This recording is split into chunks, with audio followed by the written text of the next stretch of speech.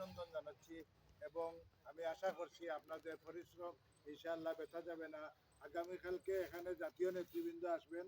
আমাদের শ্রদ্ধাভাজন এক আসনের কান্ডারি বিএনপি চেয়ারপারসনের উপদেষ্টা জনাব খন্দকার আব্দুল মুক্তাদির ভাই এবং জেলা বিএনপির সংগ্রামী প্রেসিডেন্ট জনাব আব্দুল কাইয়ুম ভাই এবং জেলা বিএনপির সংগ্রামী জেনারেল সেক্রেটারি জনাব অ্যাডভোকেট ইমরান আহমদ চৌধুরী এবং আমাদের জাতীয় নির্বাহী কমিটির সদস্য ঢাকার আমাদের আরেক অতিথি আসবেন জিল্লুর রহমান জিল্লু, যিনি আমেরিকার দুইবারের আমেরিকা বিএনপির দুইবারের সাংগঠনিক সম্পাদক ছিলেন। তিনিও আমাদের এই ছোট্ট এলাকা মোগলগাঁও ইউনিয়নে আসতেছে। আমরা প্রাউড ফিল করতে পারি যে এর আগে আর এত নেতৃবৃন্দ আমাদের কোনো ইউনিয়নে এখন পর্যন্ত পদার্পণ করেন নাই। এই রকমের এই যে মুক্তাদির ভাইয়ের ধারাবাহিক মুক্তাদির ভাই এবং বিএনপির ধারাবাহিক যে সভা সমাবেশ আমরা ইতিমধ্যে করতেছি।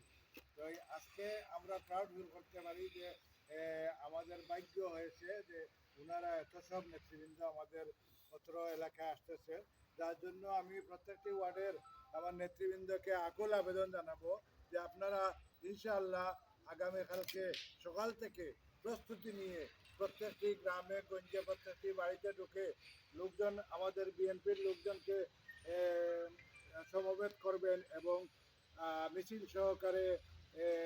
সহকারে আমাদের লামা হাজি হাফিজিয়া মাদ্রাসার সামনের মাঠে আপনারা উপস্থিত হয়ে এই সভাকে সাফল্যমণ্ডিত করবেন। আমাদের অত্যন্ত দুঃখের সাথে জানাচ্ছি, ইতিমধ্যে আমার মুরাদও বলে গেছেন, আমাদের জেলা বিএনপির সহসভাপতি আমার কলিগ, একসময় আমি যখন সদর উপজেলা প্রেসিডেন্ট ছিলাম তো উনি সেক্রেটারি ছিলেন। কয়েক বছর আমরা প্রেসিডেন্ট সেক্রেটারি হিসাবে কাটিয়েছি। আপনারা অবশ্যই বুঝতে পারতেছেন, যদি কোনো কমিটিতে 2 জন লোক বা 3 জন লোক একসাথে 2-4 বছর খাটায়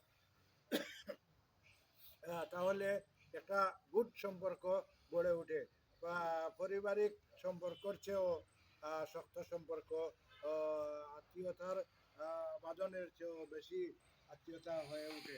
তাই আমি অত্যন্ত দুঃখের সাথে গত 2-3 দিন এরই মধ্যে আরেকটি ঘটনা ঘটছে। আমরা এই বাস্তবায়ন কমিটি নিয়ে আমার বাসায় গত পরশুদিন বসা ছিলাম। ওই সময়ই একটা তাৎপর্যপূর্ণ ব্যাপার হচ্ছে, ওনাকেও দাওয়াত দিয়েছিলাম যে ভাই আপনি তো আসেন, একটু আমাদেরকে দিক নির্দেশনা দিবেন আমরা কীভাবে বাস্তবায়ন কমিটির মাধ্যমে 1 তারিখের সভাকে সাফল্যমণ্ডিত করব। তো তিনিও এসেছিলেন।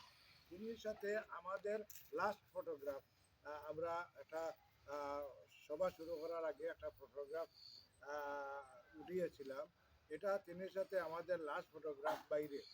ওইখানেই উনি হঠাৎ করে আমাদের মিটিং শুরু হওয়ার আগেই উনি অস্বস্তি ফিল করেন এবং অসুস্থতার জন্য উনাকে তাড়াতাড়ি করে আমরা হসপিটালে নিয়ে যাই এবং হসপিটালে নিয়ে যাওয়ার পরে আমরা কোনো মতে করে আমরা সবাই হসপিটালে চলে যাই। এরপরে আমরা কোনো মতে করে আমাদের বাস্তবায়ন কমিটির সভাটা যেভাবে আমরা আশা করেছিলাম ওইভাবে আমরা সফল করতে পারি না। যাই হোক, ওনার জন্য খাস করে আপনারা যারা আজকের শ্রোতা, আমাদের সামনে আমাদের যারা সাংবাদিক ভাইয়েরা আছেন তাদের মাধ্যমে আপনাদের সিলেট সদর উপজেলা সহ সিলেট জেলার নেতৃবৃন্দ, কর্মীবৃন্দ এবং আমাদের মুরব্বিয়ান বৃন্দদের আমি এই আকুল আবেদন জানাবো। ওনার শারীরিক অবস্থা তেমন ভালো না, আপনাদের কাছে দোয়া চাচ্ছি। আজকে দুপুরে ওনাকে এয়ারলিফটেড করে ঢাকায় নেওয়া হয়েছে।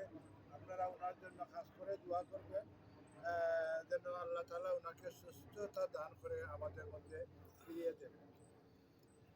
পরিশেষে আজকে যারা এখানে পরিশ্রম করেছে আমাদের ছোট ভাইয়েরা, আমি সবার নাম এখন বলতে পারবো না, মাথায় আসবে না, যার জন্য যারা করেছেন আপনারা সবাই জানেন, তাদের নাম নিতে গিয়ে আমি বিব্রত হতে চাচ্ছি না। যাই হোক, তাদেরকে আমি আমার ব্যক্তিপক্ষ থেকে ধন্যবাদ জানাই এবং আপনারা যদি আগামীকালকের সভাকে সাফল্যমণ্ডিত করতে পারেন তো ইনশাআল্লাহ আগামীকালকের মেহমান যারা আসবেন তারা আপনাদেরকে অবশ্যই ধন্যবাদ দিয়ে যাবেন।